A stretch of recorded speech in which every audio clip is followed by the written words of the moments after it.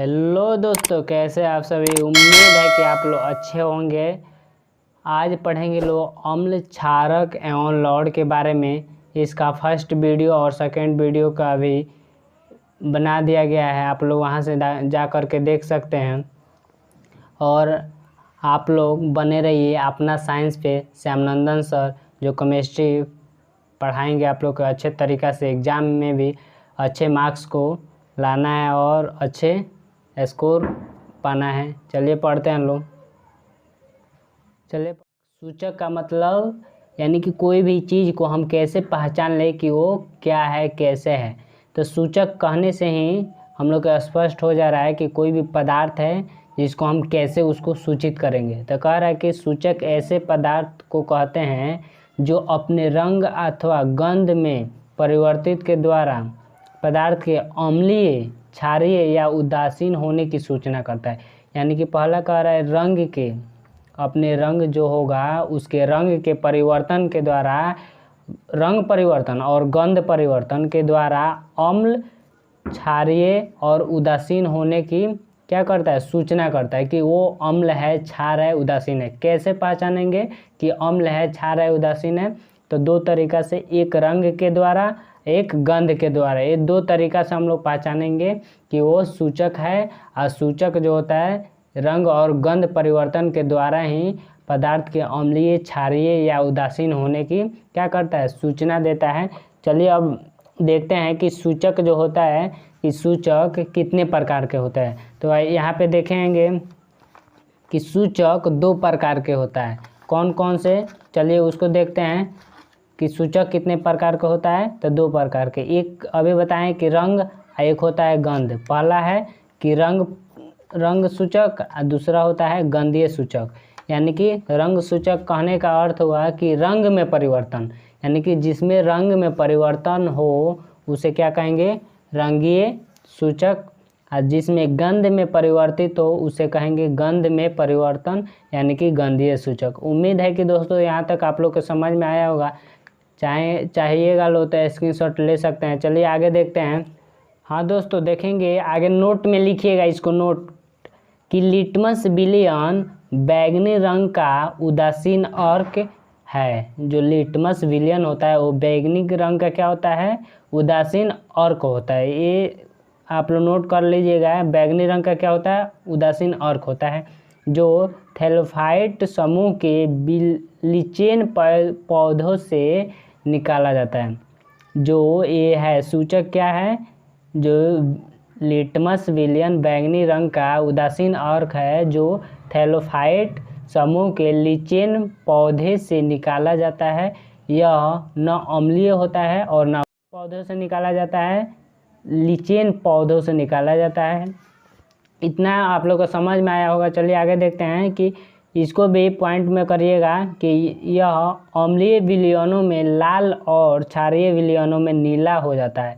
ये क्या करता है, अम्लीय विलयनों में क्या हो जाता है, लाल, यानी कि अम्ल में लाल हो जाता है, क्षार में क्या हो जाता है, नीला हो जाता है। इसको याद कर लीजिएगा, आप लोग स्क्रीनशॉट ले सकते हैं। चलिए आगे देखते हैं। हाँ दोस्तों, उतना हम लोग पढ़ चुके हैं। अब देखिए आगे देखते हैं लोग, जो भी हम पढ़े अम्ल की परिभाषा वो तो सिंपल था।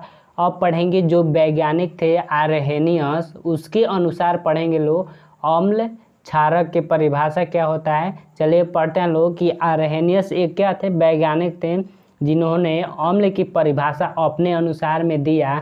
जहाँ देखिए यहाँ पे देखते हैं कि क्या दिया परिभाषा, कि अम्ल वह पदार्थ है जो जल में घुल करके हाइड्रोजन आयन H+ देता है, उसे क्या कहते हैं, अम्ल।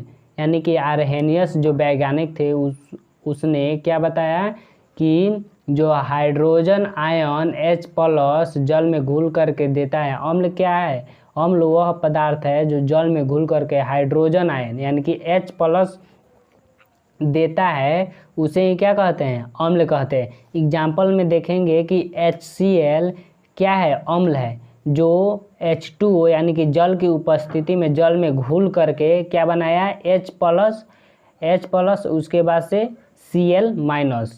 H प्लस बनाया और Cl माइनस बनाया। ये दोनों क्या हुआ, ये दोनों क्या है, आयन है। प्लस और माइनस क्या है, आयन है। जो दोनों मिल करके क्या बनाया है, हाइड्रोजन आयन देता है। इसी को क्या कहेंगे, अम्ल। ये दोनों मिल करके क्या बनाया, अम्ल बनाया। तो इसी को बोलेंगे अम्ल की परिभाषा आर्हेनियस के अनुसार। अगर एग्जाम में पूछेगा आर्हेनियस के अनुसार अम्ल और क्षारक का परिभाषा, तो आप लोग बताइएगा अम्ल वह पदार्थ है जो जल में घुल करके हाइड्रोजन आयन देता है, यानी कि H प्लस देता है, उसे ही बोलते हैं अम्ल। ये एग्जाम्पल में यहाँ पे आप लोग देख लीजिए। उसके बाद से 2 एग्जाम्पल यहाँ पे और दिया गया है। उम्मीद है कि इतना आप लोग को समझ में आया होगा। चलिए आगे देखते हैं अगला क्वेश्चन क्या होता है। हाँ दोस्तों, तो हम लोग आर्हेनियस के अनुसार अम्ल की परिभाषा पढ़ चुके हैं। अब पढ़ेंगे कि क्षारक की परिभाषा क्या होता है, यानी कि क्षारक क्या होता है। ये आर्हेनियस के अनुसार पढ़ेंगे कि क्षारक का परिभाषा।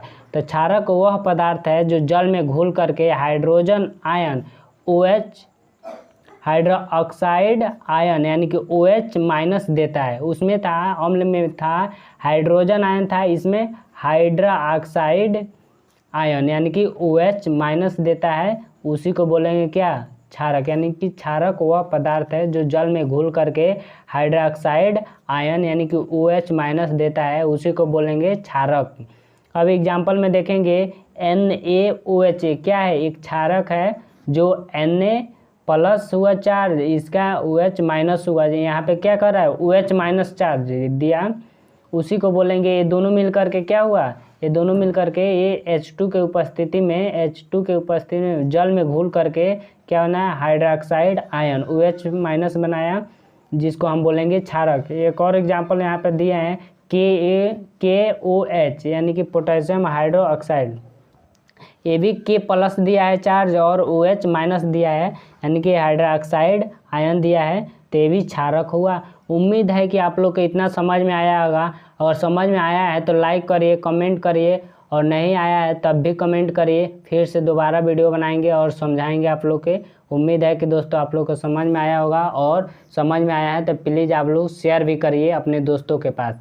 चलिए आगे देखते हैं कि दोस्तों कि क्या होता है। अब देखिए नोट में बताया गया है, यानी कि इम्पोर्टेंट क्वेश्चन है ये भी, इसमें से ऑब्जेक्टिव बन सकता है। चलिए बताते हैं कैसे बन सकता है। कह रहा है कि सभी क्षारक जल में घुलनशील नहीं होते हैं। कह रहा है कि जो सभी क्षारक होते हैं जल में घुलनशील नहीं होते हैं। जो जल में घुलनशील क्षारक को क्षार कहते हैं। क्षार कहते हैं। क्षारक NaOH, KOH, CaOH का होल ट्वाइज, NH4OH इत्यादि क्षार है। क्षार के एग्जाम्पल यहाँ पे दिया गया है, आप लोग इसको नोट कर सकते हैं। कह रहा है कि सभी क्षारक जल में घुलनशील नहीं होते। सभी क्षारक जल में घुलनशील नहीं होगा कभी। जल में घुलनशील क्षारक को क्या कहेंगे, क्षार। यानी कि जो जल में घुल गया उसको बोलेंगे क्षार, जो नहीं घुला उसको देखिए आगे क्या बोलते हैं। सभी क्षार क्षारक होते हैं, यानी कि जितना भी क्षार होगा ये सभी क्षार, ये क्षारक हो सकते हैं, लेकिन सभी क्षारक क्षार नहीं हो सकते हैं। लेकिन सभी क्षारक क्षार नहीं होते हैं। सभी क्षारक क्षार नहीं होते, ऊपर में भी बताया गया है। उम्मीद है कि दोस्तों आप लोग को ये वीडियो समझ में आया होगा, और समझ में आया है तो कमेंट करिए और अपने दोस्तों के पास शेयर करिए। धन्यवाद बच्चों।